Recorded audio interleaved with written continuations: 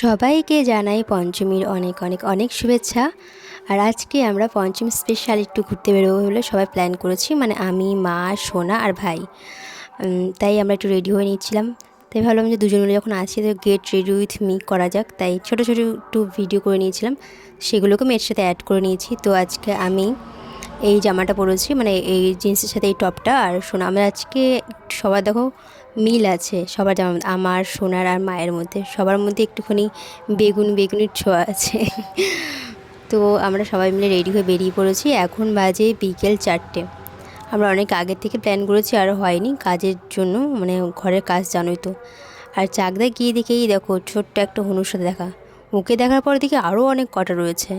তারপরে এই যে চাকদা স্টেশনে কালী মন্দির, আমার এই মন্দিরটা খুব ভালো লাগে। তারপরে ভাই নিয়ে এসেছিলো 1 বোতল জল, আমরা জল খেয়ে নিলাম কারণ খুব জল তেষ্টা পেয়েছিলো এই গরমে।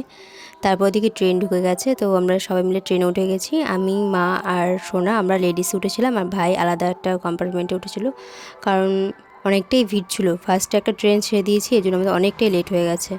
তারপরে আমরা চলে গেলাম রানাঘাট। হ্যাঁ, রানাঘাটে আমরা সবাই মিলে প্ল্যান করেছি যে রানাঘাটে সবথেকে বড় যে মূর্তিটা হয়েছে, মানে প্রতিমা হয়েছে, সেটা দেখেই আমরা ঘোরা স্টার্ট করব।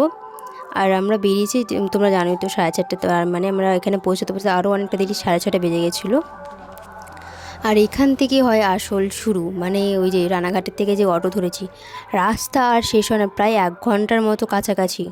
আর মানে গাড়িতে অটোতে বসে থাকার পরও আমাকে ধরো 10-15 মিনিট মতো হাঁটতে হয়েছে, তারপরেই কি পৌঁছেছি। এই যে এখানে গিয়ে যে কী শান্তি, মানে হাঁটা এত কষ্ট সব দূর হয়ে গেছে। খুব ভালো লেগেছে আমার দেখে, আমার মায়ের, সোনার সবার খুব পছন্দ হয়েছে জায়গাটা।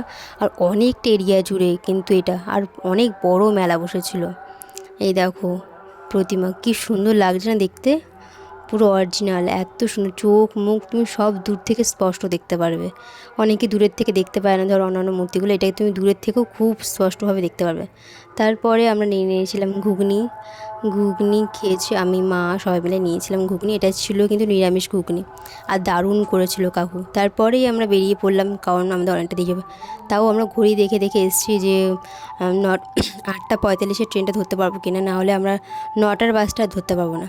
ঠাকুরের কৃপায় আমরা ট্রেনটাও ধরতে পেরেছি, আর এসে বাসটাও ধরতে পেরেছি, আমরা সিটও পেয়ে গেছিলাম। তারপরে নিয়ে নিয়েছিলাম আমাদের বাড়ির জন্য একটু টিফিন, কারণ রাতে আমরা রান্নাবান্না করবো না, বাড়ির জন্য কিছু টিফিন নিয়ে তারপর আমরা বেরিয়ে পড়ি। আর যাওয়ার পথে দেখি হচ্ছে আমাদের এখানে চাকদার ফেমাস ওই যে দীঘার পুরী মন্দির, মানে সরি দীঘার জগন্নাথ মন্দির, ওটা করেছিল। থিমটা খুব সুন্দর ছিল, রাত্রে এত সুন্দর লাগছিলো দেখতে বলার মতো না।